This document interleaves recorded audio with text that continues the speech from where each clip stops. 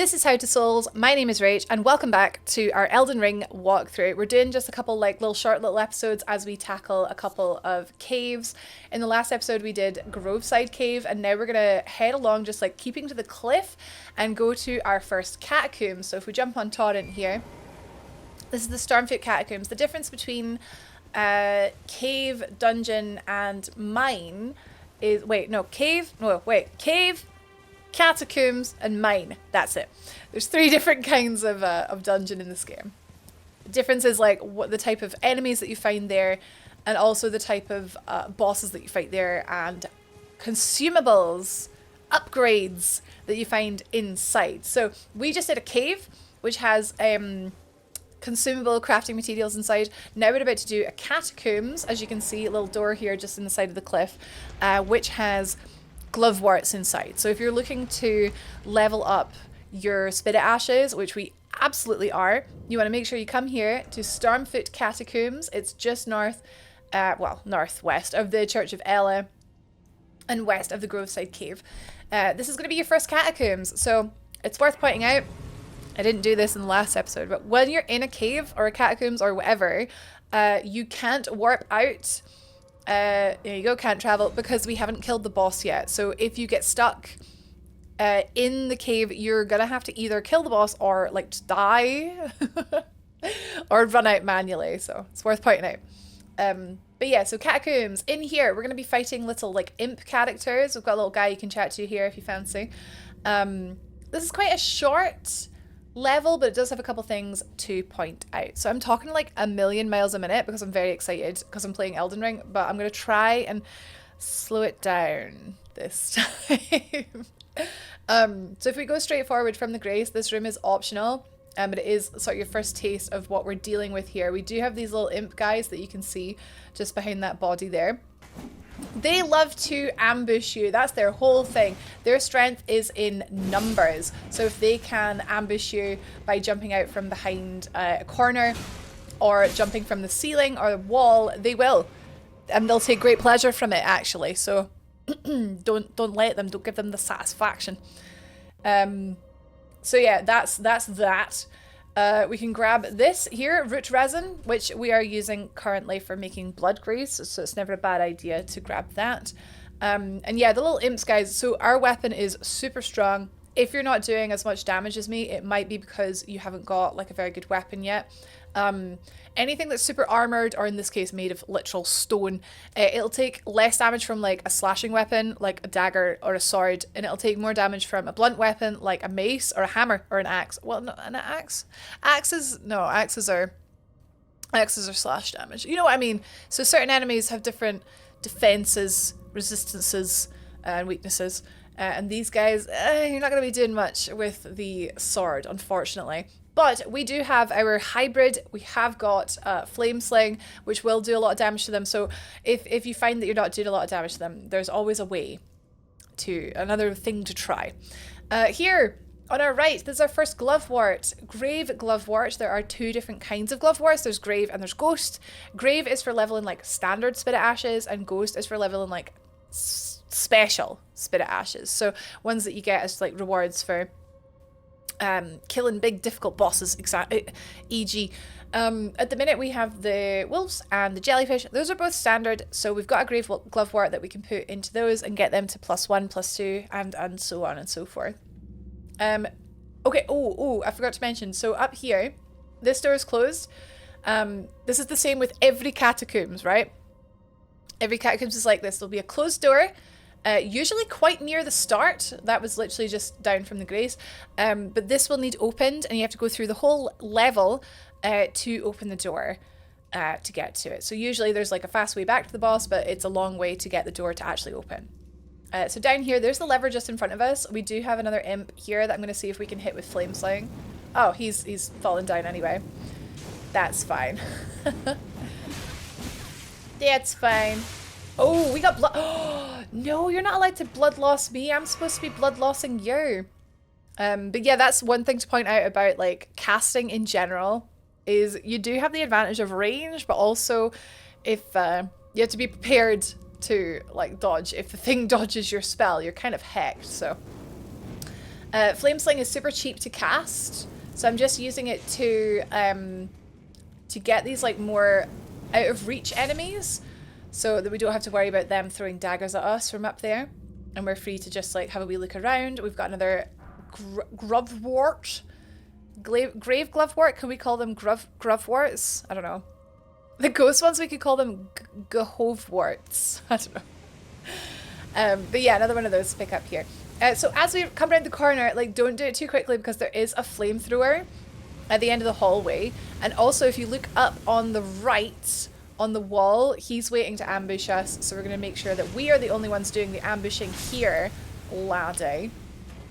Okay, so these, you're safe until, like, I guess the start of the hallway. So we're just going to wait for our moment. As soon as the fire goes off, we're going to dash forward, holding circle to run, and duck into a space on the right there. Well, okay, it's literally, you have like seconds.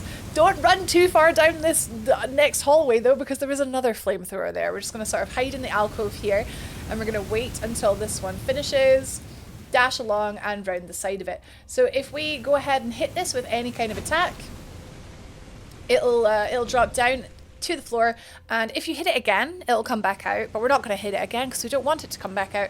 But now basically, if we do need a quick run back, if we do die to all the millions and millions of imps that are in here, at least we don't have to worry about this flamethrower again. So behind it we have a pretty sure it's Prattling Pate. Yay, Prattling Pate, hello! To pick up. Literally, I don't know what the point of these is. It's for multiplayer, I suppose. They're good fun. They literally just goes, hello. May as well pick it up. It's a shiny thing. Pick it up. So this one is same as before. We're just going to stand here where it's safe and then wait for it to, as soon as it goes away, duck into the right. Oh god, it's so close. There is a ladder here, and that is how you continue. There are a couple things just behind here that we're going to grab just while we're here. It's a bit of a risky room, this room. So we're going to get rid of the fire first of all, so we have some space to maneuver. So you can see on the left, 1, 2, 3, 4, 5. 5 of the imps. Not great. Let me just take a little swig of my cerulean tears, get my mana back, and we can start getting rid of some of these. We're not going to go anywhere near that flower or anywhere near that shiny. We're just going to stay way, way, way, way, way back. Pick them off one by one with 2 flame slings. Oh! Or more, I guess, if they dodge. Works for me. And we can always switch to our catch flame as well, which is a close range fire attack. Up to you. I'm out of mana again. It's worth it though, this is what mana's for. Situations like this where if we go in there with our sword, it's going to be a terrible time. Here we go, only one left. Perfect. Nice. Yeah, this is what mana's for. A smoldering butterfly is a crafting material, and another ghost. Oh, that's a ghost glovewort. Oh, perfect. Okay, so this is different. This is the one for the special spirit ashes. We don't have any of those yet, but we've got the glovewort for when we need it. Okay, yeah, that's all we wanted, and now we can go up this ladder. Up this ladder, there is there's an imp around the corner. Just here, there's one just around this corner here, and there's also one like in front of us, so we're gonna like go straight for the one to our left and then hopefully kill that with enough time to handle the one that's gonna be running towards us. Oh, ages and ages. Right, let's get a jump attack. Oh! Traded blows, that's okay. He actually had gold eyes, which means it's a random occurrence where if a creature has gold eyes, it's gonna drop more runes than usual. So there you go. There you go. Another grave glovewort just on the edge there. So we've picked up 3 in here so far. 3 grave and 1 ghost. The way to progress is down here and to pull this lever down there. But there is another room just here. But this is, be careful. This is another one of those imp trap rooms. So we are going to get our seal out. So he's going to throw daggers at us. We're just going to sidestep that until we can get the one behind the door. Just back off, back off. As soon as we're around the corner, yeah, I'm just going to use my sword. If we're around the corner, it means that that one can't throw daggers at us. It's going to come a little bit closer to us. Perfect. So sidestep or roll or even block. And we can take that one out. Perfect. So in here we have another grave glovewort. That's four grave gloveworts. And over here we have the Wandering Noble Ashes. So another Spirit Ash. I've never really found this one to be particularly useful, but I mean, Pokemon, right? Gotta catch them all, right? So that's where you get that one.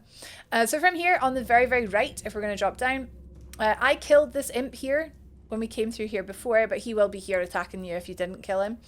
I'm just going to go ahead and do this. We can pull this lever, and there is another imp just at the end of the hallway there, but we haven't like triggered him yet, so let me just do that. I tried to jump there, but because we had the somewhere a door has opened prompt from pulling the lever, it like stopped me jumping, so it's worth pointing that that kills me so many times, just having that prompt up and not realizing that I have to clear it. You'd be surprised. Oh, another grave glovewort there. So okay, so 5 grave, 1 ghost. Not a bad haul from one little catacombs, eh? One little 10-minute catacombs. So, very important, pull that lever. Now this door is open. We're going to go ahead and, with great confidence, just run back to the Grace, rest at the Grace, get all of our mana and health flasks back. If you do want to, like, change your spells that you have equipped, you can do that too. Oh, it's up here, it's up here. Because... if we go down to memorize spell and change catch flame. So catch flame for me, I mean, it's good. It does good damage. It's like 10 FP cost, which in my opinion is quite a lot for, yeah. It's such close range that I'm like, well, my pyromancy for me personally is going to be my long range option, you know? I've got a big fiery sword for my close range option. So I'm going to change catch flame for flame grant me strength, which we need 15 faith to use. That we have plenty of faith. But yeah, so this is going to be a body buff that's going to make us do more physical and fire damage against this next boss. So that should be good. And now, like literally, it's a straight run, straight down from the Grace to this boss. Oh, I actually have like 5,000 runes, so I maybe could have gotten a level out of that. I don't know. Do we have enough for a level? No. Oh, no. Whoa. I need like 7k for a level. That's okay. That's okay. Okay, so this boss here is a Watchdog of Furimizula. Is that what they're called? Yeah, Watchdog. But it doesn't look like a dog. It looks like a cat. It's like a gargoyle. So made of stone. So, unfortunately, our sword and our fire is not super effective against him. He is actually, in fact, going to be breathing fire at us. This boss has 2 main ways of attacking. He has, he kind of hovers in the air. He's very spooky. He's kind of like a gargoyle. He moves like a gargoyle. So he'll fly in the air, hover in the air, pause for like a split second, and then will come down, bring his sword down on top of you. So you want to make sure you dodge out of that. It's fairly easy to time, easy to dodge. Just wait until he like stops moving and then dodge, because he's about to come down. And also, if he is not hovering in the air, chances are he's going to be attacking with his big sword, or he's going to be attacking with his tail, which is on fire, or he's going to be breathing fire. So we're just going to go in, see what he does. We do a lot of damage, but I might just like sort of take it easy, just for the purposes of like showing you a few different attacks. I think we'll just take it easy. But before you go in, what I want you to do, just one hand this, flame grant me strength to buff yourself for a couple minutes with increased physical and fire damage. So buff that.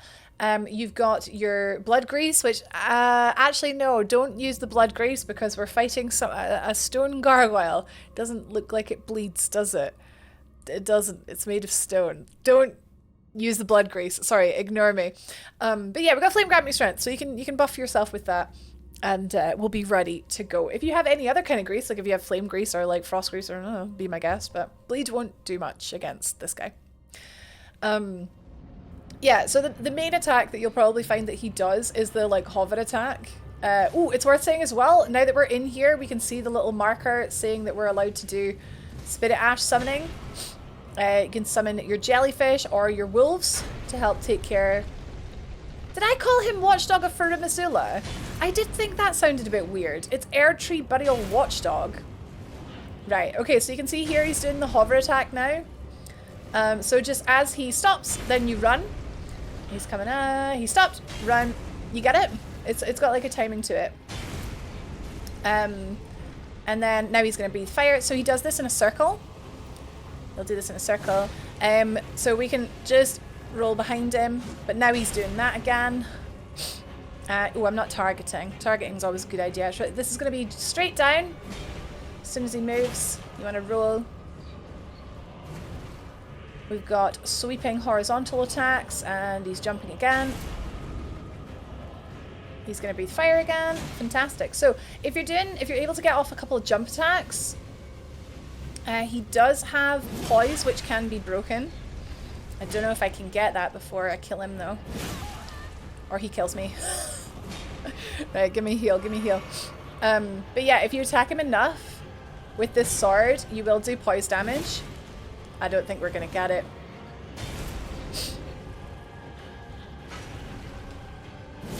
I didn't get it. But if you ever break an enemy's guard, you'll hear a sound effect that's like boom, and you'll see like an orange glowing spot start to glow. I believe with this boss it's like in his chest. So if you walk up to that, like just sort of square in front of it, and press R1, you'll do like a critical attack on it. But we killed it before I could get before I could get a stagger. So yeah, our weapon's pretty good at this stage, so hopefully you get no bother. You've got buffs, you've got Spit of Ashes, you've got a multitude of things now that you can use to help kill these like easy little bosses. With him going down, we've got the Noble Sorcerer's Ashes, so another Spit of Ash reward. This guy is a mage, so he will stand back and cast like Soul Spear. I don't know what to call it. What is this? Glintstone Pebble, I think it is in this game. He'll like stand back, stay out of the way, and cast spells. So if that is a niche that you need filled for your arsenal, then the Noble Sorcerer is not, I mean, he's not terrible. He's not good though. It's not particularly good. And that is the Stormfoot Catacombs. So thank you so much for watching. If you have any questions, please feel free to ask them in the comments below. Subscribe to How to Souls to catch the next Elden Ring walkthrough episode. Take care, Tarnished. I'll see you in the next one.